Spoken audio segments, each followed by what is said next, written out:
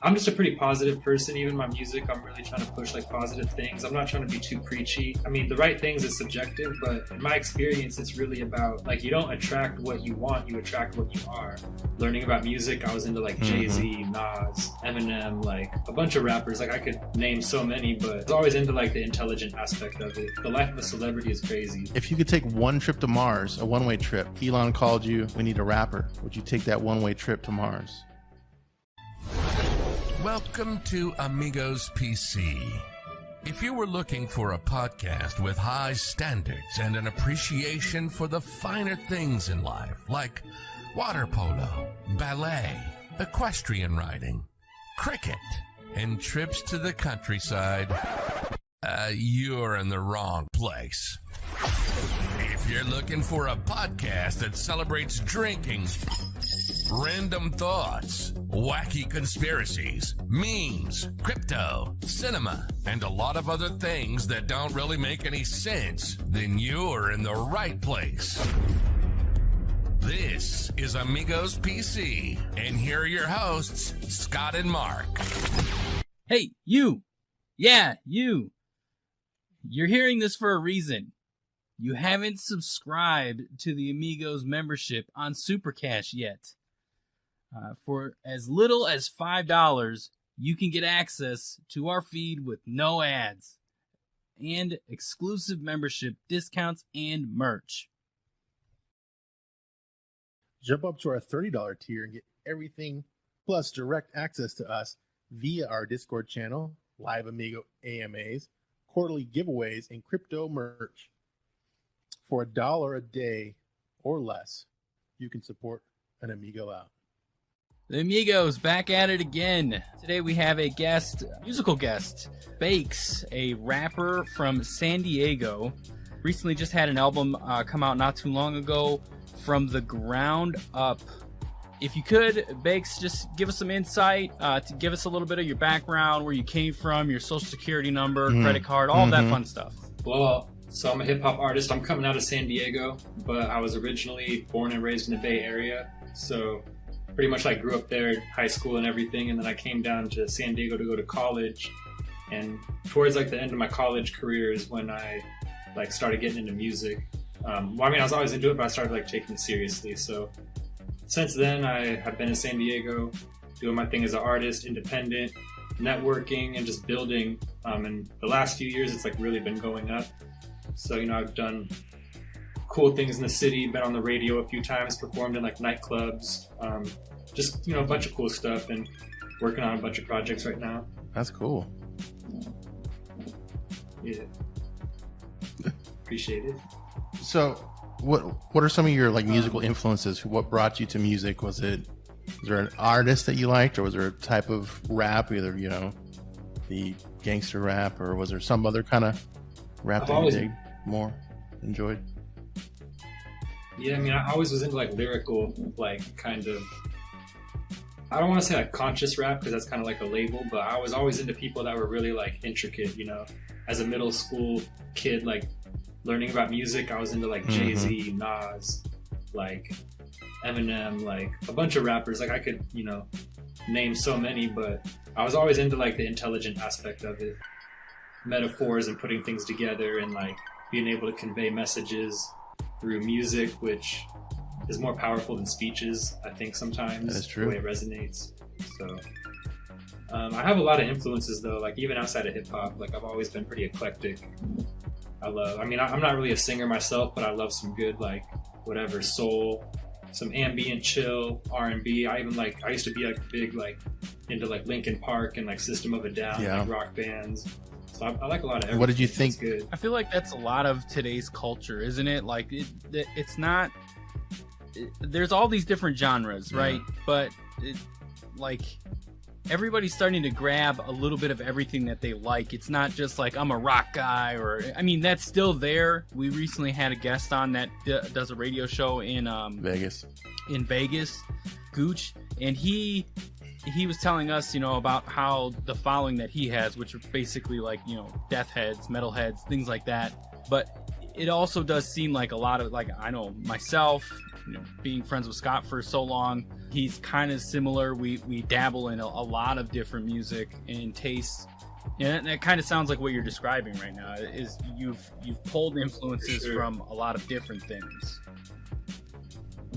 Pulled influences, yeah, but also just like enjoying music. Like even before I was making music, I feel like you can respect good music when you hear it. I think every genre has great songwriting, great like aspects about it. Previously, we were just talking about how you were from the Bay Area and then you moved to San Diego, and we were talking about influences and all the different kinds. So the Bay Area and San Diego, even though it is California, they seem like they are very vastly different atmospheres and potential influences. So what's the difference between those, and how did both of those affect the music that you create? Good question. I think they're definitely different. The Bay Area, LA, and San Diego, the whole like musically there's a different vibe and different scene in all of them, and it's also like the different stages of my life, so growing up it was like that hyphy movement, E40, Too Short, like Mac Dre, like the biggest Bay Area artists, Yeah, that was a big influence. But I was also like listening to a lot of like East Coast hip hop at the time growing up, so that was, and the Bay Area is a very like melting pot, eclectic place musically. Even like the hip hop scene, people kind of like respect all the different subgenres, so like that was cool. And I also wasn't making music when I grew up in the Bay, so like I have this kind of saying I came up with. I said the Bay Area raised me and San Diego made me, which is like a nice little tagline, but it's true because it's like I grew up in the Bay, that's like the roots, and then moving to San Diego,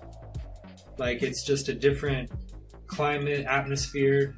I was also becoming an adult and like meeting people from all over the world in college, and it was like very eye-opening. And then music was evolving at that time too, like the past whatever, like 10 years, technology has gone crazy, so has music. So it's like I've been pursuing being an artist through that. And so being in San Diego is where I learned about the music industry, how bookings work, how everything operates. And I'm only like 2.5 hours, 3 hours south of LA, so that's where the music industry is predominantly. So like there's not really a music scene in San Diego, but there was enough for me to come up and like really learn a lot. There was like local shows and stuff, and I've had a pretty cool artist journey, like I think now I'm pretty much, I feel like I'm definitely at that point now in San Diego where I'm like probably ready to move to LA, but I'm still just happy where I'm at. This is still home base. I'm still going to LA all the time, but I can be here, record. I just love the vibe, the weather. Like I have a lot of people out here, so that's kind of where I'm at right now. I mean, the bright side is they're both expensive, so either San Diego or LA, you're gonna be in a expensive situation. So that, I guess, you can look at it. That's good. Yeah. Not to bring the real estate market there, but yeah, for sure. Like musically, I don't think. I mean, the Bay has like definitely. If you're in the Bay, there's a lot of Bay music going on. But other than that, I feel like now everyone kind of listens to everything. So it's very like at a point where I feel like it's nice and mixed with like the Bay, LA, San Diego. But when I was like, it used to be more separated. Like when I was in San Diego, when I'd say I use the word hella, people would be like, "Oh, you're from the Bay. You use the word like." I'd be like, "Oh, it's hella dope." They'd be like, "Oh, you're definitely from the Bay. That's slang." And now like everyone says it, and so definitely stuff is more intertwined. I feel like that's with the music as well. So like, now, it's cool. Like I think conspiracy theorist rap talk. Do you think that the big heads in the rap musical game wanted Tupac and Biggie to no longer exist, right? So that both sides can enjoy, East Coast and West Coast. Because you think about it, when I was growing up, I grew up in Arizona, and I hated East Coast or West Coast music. No, other way around. East Coast music. West Coast, I was associated because I was closer to California. I was Tupac. right? Do you think maybe, conspiracy theory, it was a way to get everybody just to like it all? Honestly, I don't know. I don't even want to speculate on like that specific like situation, because for real, Yeah. but like I can tell you on a way deeper or broader level Yeah. that of course, like I think in the music industry there's definitely been agendas at play to push certain cultural like narratives, you know, Yeah. or like more negative than positive certain Yeah. ways. They push it to the way they want to sell music. It's all a business. Crazy. Yeah, it gets deep. I mean, that's a whole tangent. I don't know if we're ready to go there, but Oh, trust me. Yeah, we are, but I don't. No, I get it. yeah. Yeah, what You know. conspiracies are definitely one of our fun facts to talk about. So Fun facts. Well, you know, I mean, it's like, you know, you can get crazy if you want to talk about the whole like hidden messaging behind, you know, Hollywood and all these like elites and stuff like that. That's like the real deep level, but on the just like general level, repetitive messaging is very powerful. So of course, studios and record labels know this. And I'm just a pretty positive person. Even my music, I'm really trying to push like positive things. I'm not trying to be too preachy Right. or anything like that, but That's awesome. a lot of subject content, you know, just isn't the most positive, and I feel like that is because that's what's pushed to the forefront and promoted. So do Yeah. you bring a soapbox to you at your live events, or how does that work? I'm just joking. That'd be fun. Yeah, that's the whole thing. Is like I'm trying not to on a talking platform. I feel like it's different, but when I'm like performing and making music, the whole thing is like I try to give people like a pill they can swallow, you know, if that makes sense. Like a song is something you want to like jam to and like feel it. So you can put stuff in it where it's cool, and you can like sneak in cool, like where you're singing it and it's like some dope, like positive shit, you know, like. Yeah.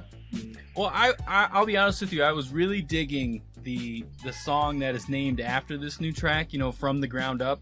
I agree. I like felt it too. I felt like I related to it, because one of the things I say about our show, and then everything that me and Scott are essentially involved in, or not involved in. Yeah, not evolved in. Either way, both. Yeah, we have evolved over time. Let's be real. Yeah, we have a little bit, like just tiny, Just a little bit. not really, Just a bit. But what I was getting at is when I promote like our show, or I'm trying to go guest somewhere on something, or like if someone asks me about like our journey or things like that, the first thing I always say is, you know, we started from the ground and we brought it up. So it hit home, you know, listening to that and the title of your actual CD. So where was the influence or the driver to you know, basically namesake the CD for that? Man, you just nailed it. Like pretty much like self-explanatory. Building it from the ground up. Literally, that's what I'm doing. I'm an independent artist. I feel like I'm very self-taught. Very like I've learned the business on my own. I've created my own studio that I work out of, and like just kind of brought it all in-house. Except I can record myself, and then I send my sessions to my engineer. So that's just a good workflow. Cool. I'm still self-managed, you know, like I'm still like self-funded.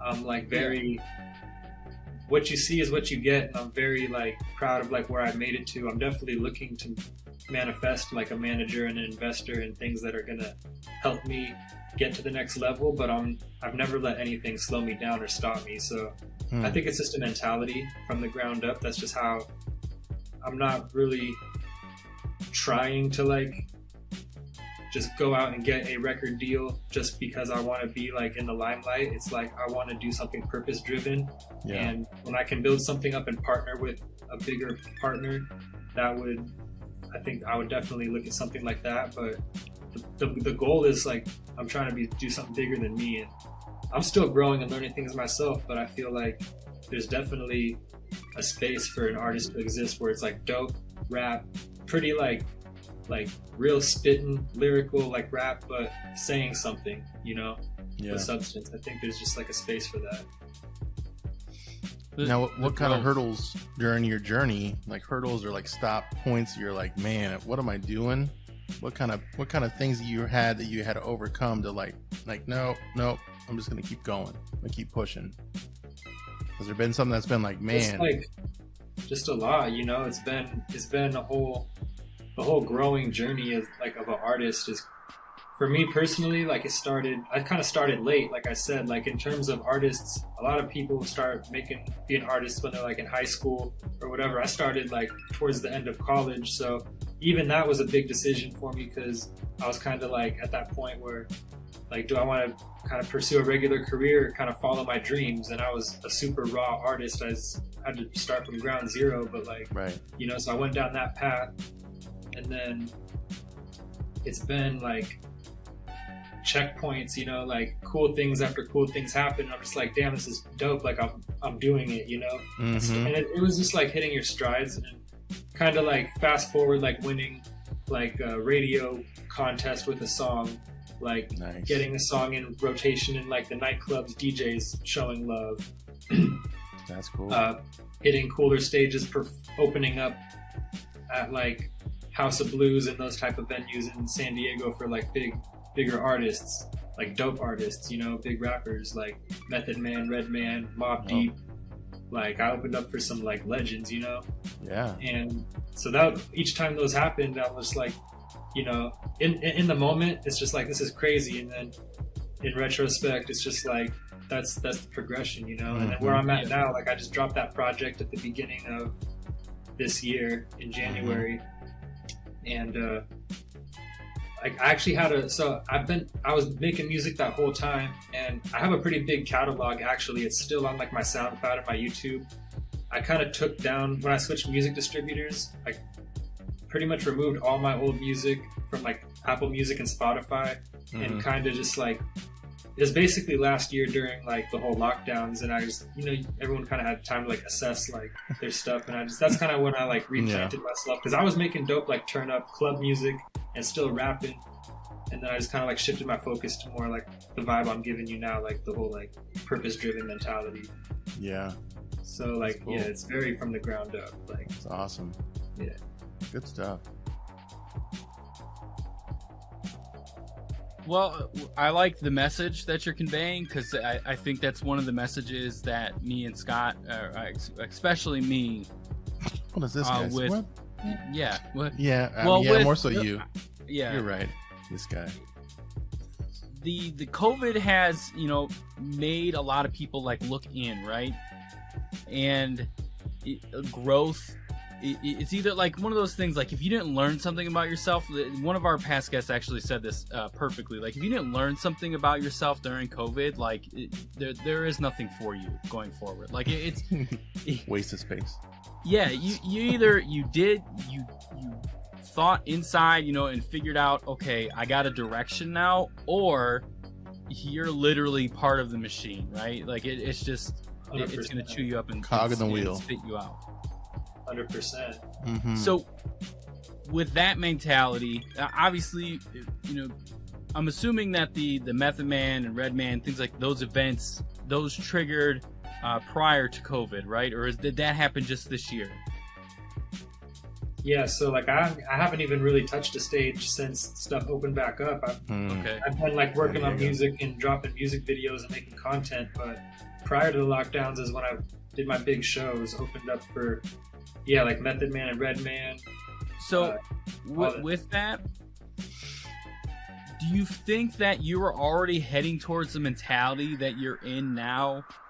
You know, obtaining or hitting that goal, or maybe it wasn't a goal that you had set in mind, but it was, you know, once you achieved it, you're like, oh my God, I you know, this is something I did because of the attitude that I'm bringing. Or do you think that you already started to have that mentality of, you know, positive direction, find growth, you know, the entrepreneurial spirit, basically?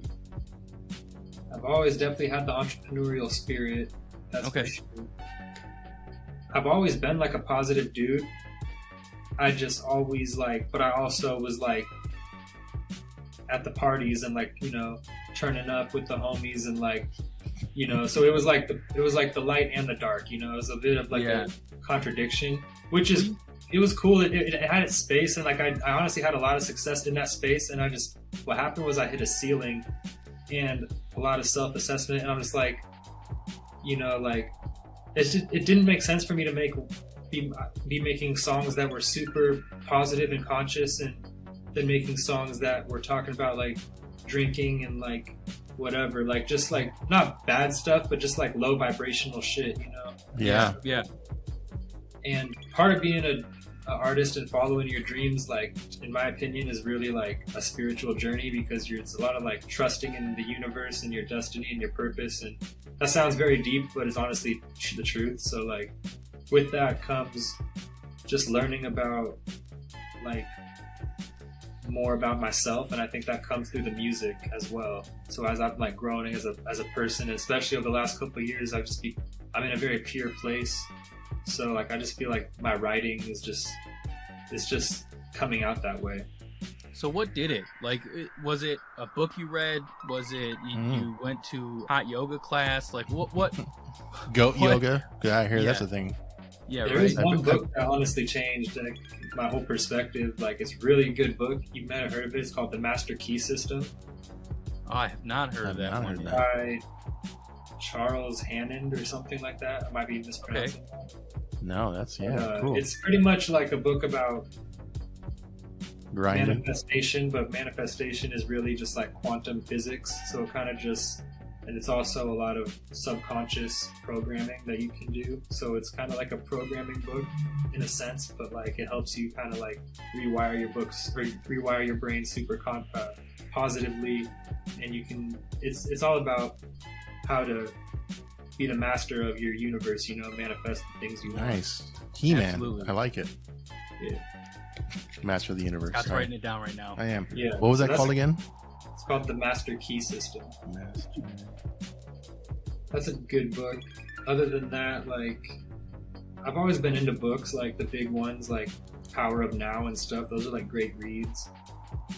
But no, I mean, it's just where I am as a person, you know. Like, I don't really like preach about it, but like, you know, I just been on like a healthy lifestyle, you know. Like, I stopped drinking like 2 years ago. I'd be like working out every day.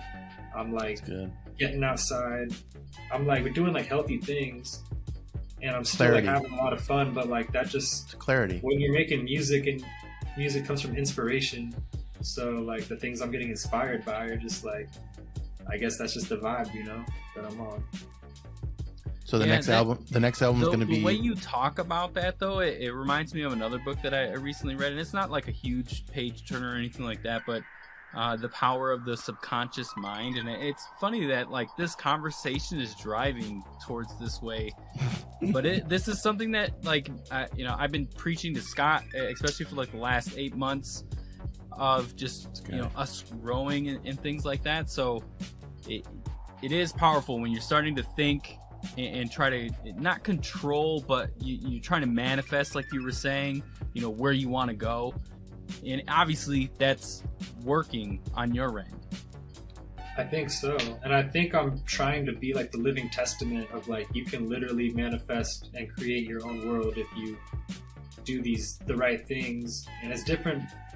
I mean, the right things is subjective, but in my experience, it's really about like, you don't attract what you want, you attract what you are. So it really is like, that's really deep. I like that.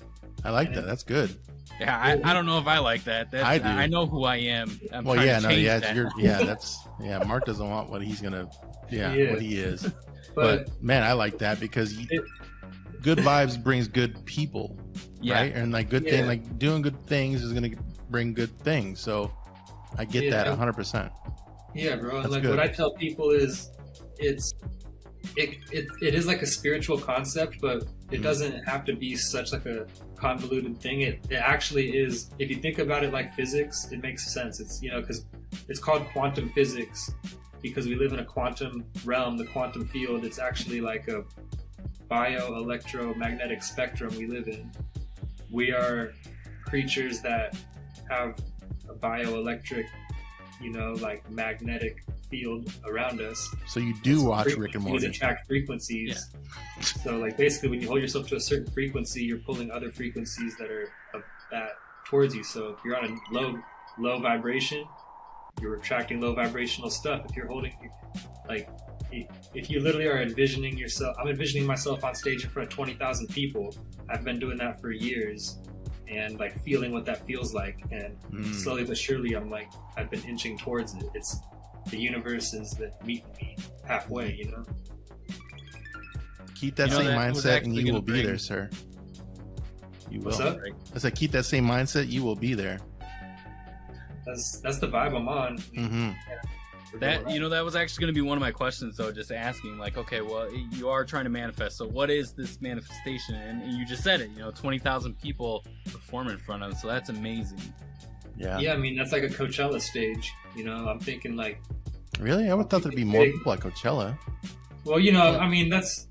You know what I mean? Like, bigger than that, you know? But I'm just saying, like, a sea of people, you know, like, how it goes. And it'll definitely happen, you know, like...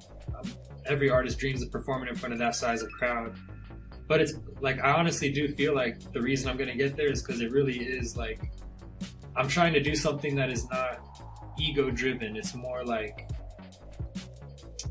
purpose driven, and it's really more like the reason that I'm kind of trying to do this with my music right now is because it's like that's like leaving an ultimate legacy. It can really, if this is like knowledge, I feel like I'd be getting downloads and I'd be reading and just like, I feel like this messages that a lot of people could use. Yes. So yeah. Keep going. This I is can good share stuff. it These in are a gems. cool way. Yeah. This is good stuff. Yeah. Positive so like vibes. every song is different. I still like talk my shit, you know, I'm still like a rapper, but I just feel like I try to do it like everyone wants to look cool and like do some cool stuff. So it's not, like I said, it's not super, like it's positive without, while you can still be like, damn, that's some hard shit. You know what I mean? That's kind of the balance that I'm at. Yeah. Yeah. That's awesome. Good. All right. Well, like we were talking about offline, Scott has some questions that we ask all of our guests near the end. These are a little crazy. Well, it depends on with the level of where your mentality is. It might be weird, maybe. I don't know. They're very off-key questions. Oh, let me get them real quick. I will start with the first one. What is one conspiracy theory that you think, which again, back to what we talked about earlier, what conspiracy theory that you think that is probably legit or probable that you feel like, man, like, you know, the earth is flat, or man, the Antarctica is not even a real place. It's not ice. It's really actually a place where a whole bunch of billionaires go and hang out. Right. Because we've heard that one. We found that one out by asking that. I've never heard that before, but that's amazing and probably possible. Not the flat Earth one. I would name a bunch of government stuff, but I don't know if that's like a good idea, you know. But as far as like universe and stuff, like whatever you, or like, okay, the easy softball would be like JFK. There was definitely more than one shooter, right? Or at least that's what I think. Yeah, Did we land on the moon? I can see that. Yeah, see, that's like that's a big one, bro. I've honestly seen some pretty like compelling like arguments for both ways on the moon, but no, I mean, we're just gonna keep it 100%. Like, yeah, I think 9/11 still needs to be answered for. Like, have you seen the new documentary on Netflix about it? No, I haven't. Yeah, it's a good one. I've watched a couple of the episodes, and it like they have extra footage and things like that. It gives a little bit more of the story, I think. It makes me think, from just a couple episodes that I watched at least, it makes me think that it may not have been an inside job, but we knew about it, but it really happened. Yeah. I feel like there's so much weird stuff that's like, damn, like that's crazy. Like that had to have been, you know, and it was before pretty much. I just kind of like what's happening now. Like it was an event that was like a tragedy or whatever, but yeah, it ushered in a bunch of bullshit. Yep. To, like, no, and I think that's going to be the rest of our lives. Anything that goes wrong, that's what's going to happen. They're going to just water it down. Because think about like the Kennedy not to bring that back, the Kennedy thing, right? They kind of water it down to where no one really knows anything until maybe most of those people that really wanted answers are gone. And then they start giving them answers, right? Same thing with probably 9/11. It might be the same thing. That's going to be like, all right, let's give them a little bit more every 5-10 years to where, oh, okay, well, this is really what happened. Yeah, bro. I mean, sad. You gotta tread carefully these days and just like know who you're talking to. Yep. I know, right? Yeah. Crazy. Yeah. All right. On that fun note, if you could take one trip to Mars, a one-way trip, right? And they say, hey, Elon called you. He's like, we need a rapper. Bakes, will you go to Mars? But you have to go and stay and repopulate Mars. Would you take that one-way trip to Mars? Or would you say, nah, I'm cool. I like Earth and stuff. I like water and whatnot. Would you repopulate a new planet? I'm gonna say like no, but it's not even because of being on Mars. It's like I don't think I could handle the rocket ride. Like I can't even do roller coasters. So I don't even think I can like, handle that kind of adrenaline. Like I'd probably, I don't know. Like I didn't even think of it that logically because I don't do that either. So why would I even be on board with doing that option? Like once you're on that rocket ready to take off, it's just like, oh my god, no! Like you're sweating. You're like you're keep falling off from the sweat. Yeah, no, dang, you're right. I wouldn't fit in that either. I've never thought of it that way. No, every time we've asked that question, that's never the thought mentality. Never, but that makes so much sense because I don't do roller coasters and shit. So that's like that makes so much sense. I like planes. At all. I'm not. I like planes. Like I'm not a. Do you like planes? I don't mind it. Like I'll fly where I need to go, but it doesn't scare me like that. But yeah, I don't do roller coasters. I'm not gonna skydive. I'm not gonna. Yeah, same here. So yeah, why would I think that I could go to Mars and be cool with it? Because I think I was thinking that way, right, Mark? At one point, I think I was like, oh, yeah, I could probably do that. Well, what if it was a plane flight? Like, what if it was just like they just took off like a plane, and then next thing you're landing on a rocky oasis of Mars? No, that first trip is not going to be a smooth ride. Let's be real. That's not going to be a smooth ride. No, it's going to be a dick-shaped shuttle that's taking you, and it's going to be Amazon. You have to drop 3 packages off on the way. Amazon. Bezos in the front of it. Yeah. You guys ready? You guys ready for this? Yeah, I don't know. I don't know about the rocket ride to the other planets. It would be cool to be known as like the person that, like one of the founders of Mars. Like that would be like pretty epic, cool. You know, if they tell history accurately. But like, you know, which they never really Let's be real. Yeah, let's be real. Does that happen? We've already established that today. Let's see. Last one. I know. I'm trying to find a good one.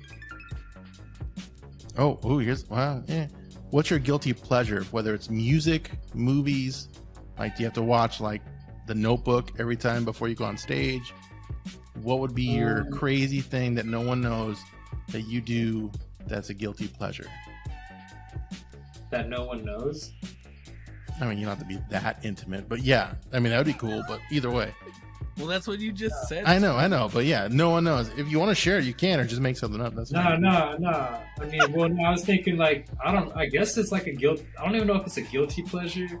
And like I was saying, like definitely a lot of people know, but like I smoke a lot of weed, like all day, every day. California, like, I mean, that's you guys get that at every stop sign, right? It's like I don't drink, but like I'm a big weed person. You know, it's always been my personality. But other than that, like I'm pretty healthy. But that's for sure. I guess you call it my guilty pleasure because it's like probably the unhealthiest thing I do. But it helps me like just stay in my zone. You know, block out the bullshit.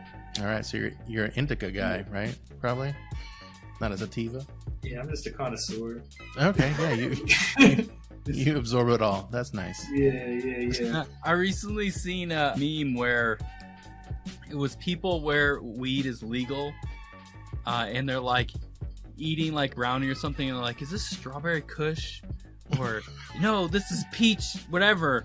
And then under it was where it's not legal, right? Still, and the person's like, "Is this weed?" And the other person's like, "Yeah, no, this is just weed." Yeah. Actually, I got a good one for you because I've only like put it like little gems out, but I like to microdose mushrooms like in fairly often amount. Okay. I guess it's not really a guilty pleasure. It's just more of, I guess, like a on the low like enhancer. Yeah. Well, they say that's good for you. It kind of opens your mind more. It's hella good for you. Yeah. It's like do you need a helper when you do it? Nah, the whole goal is to like not even feel it. Just like a little bit. Promote a little bit of blood flow to that part of your brain, and then just be in the flow. You know. Right. Right. That's the whole point. Like I'd literally do like a minuscule amount, put it in like a smoothie or something. Yeah, because I've never done this because I would need a helper like to make sure like I don't have a bad situation because I hear that's what you would need if you've never done it kind of thing. So that's if you're gonna eat like mushrooms like a big dose, then you'll be tripping. But like I'm talking like a minuscule amount, like just like to the point where it's like you probably wouldn't even feel it. Just more, just like you just be feeling like you just be super productive and then end your day with like a great workout and then record a song and then be like, damn, I just had like a great day.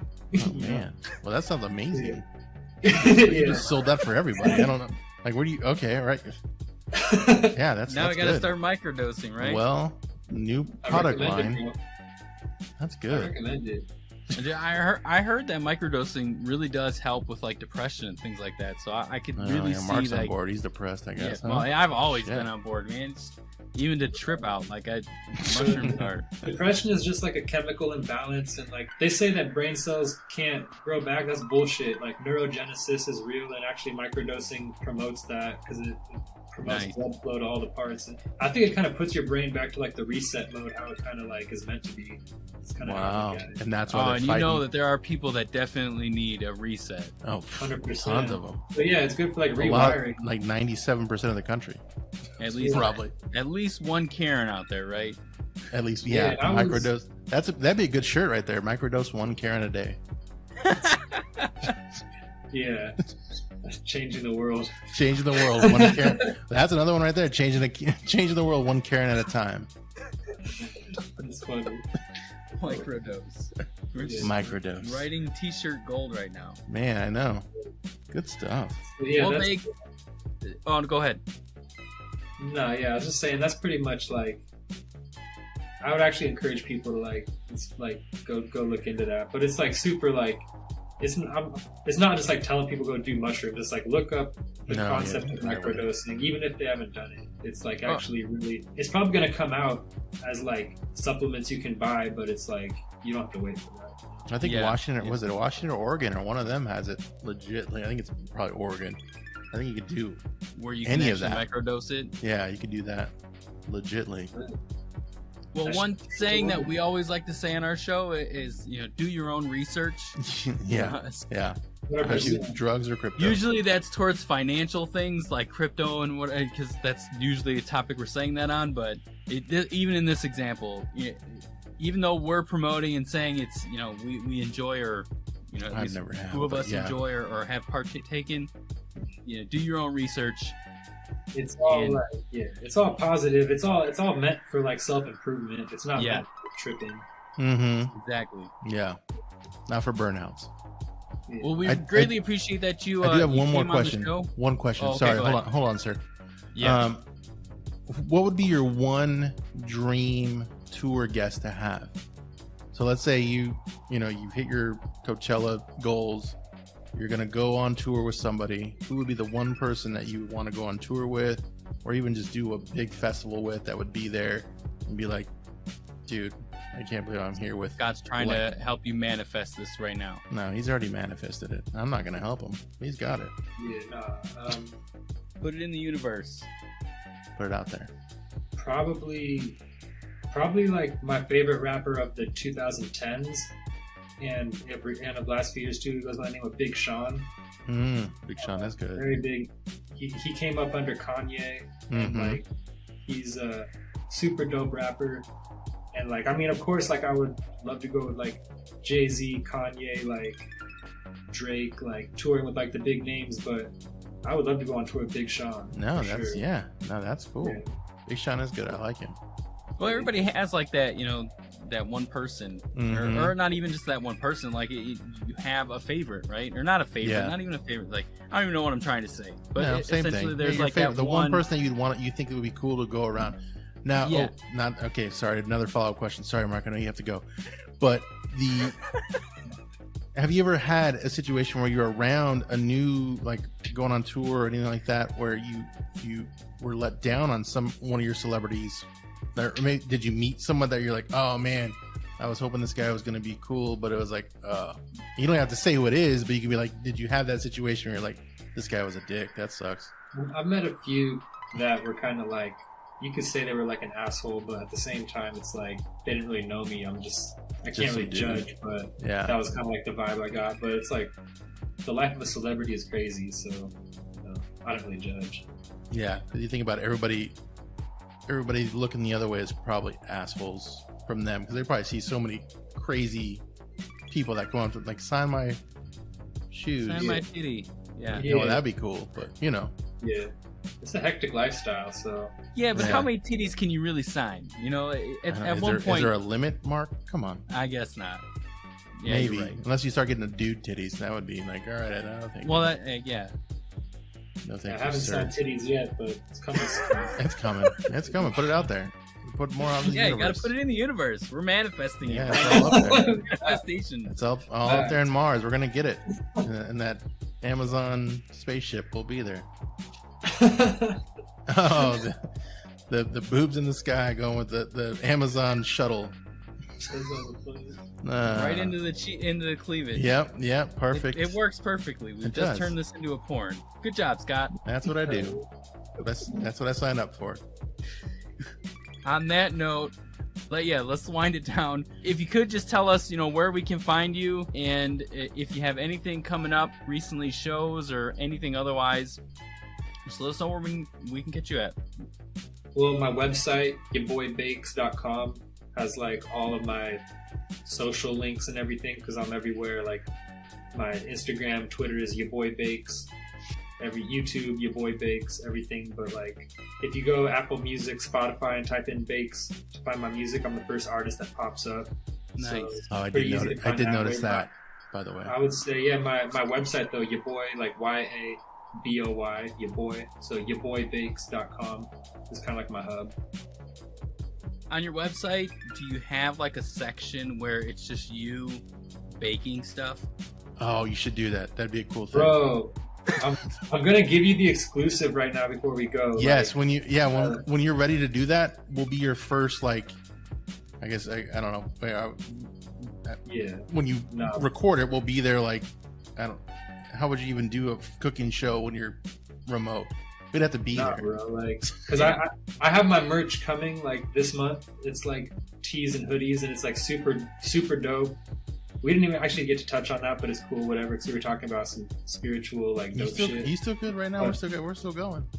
No, it's cool. But I'm just giving you while we're on topic. So like the next piece of merch that I'm gonna like brainstorm is the oven mitt. So the Bakes oven mitt, and then I'm gonna like film a commercial with like this badass chick wearing the Bakes oven mitt, like taking like some cookies out of the oven. Yeah. I say like Bakes on them. I'll be like rolling up some weed at the table. She comes and like brings me, like I see it all in my head. Nice. Like a QVC commercial, like Heck yeah. super dope though.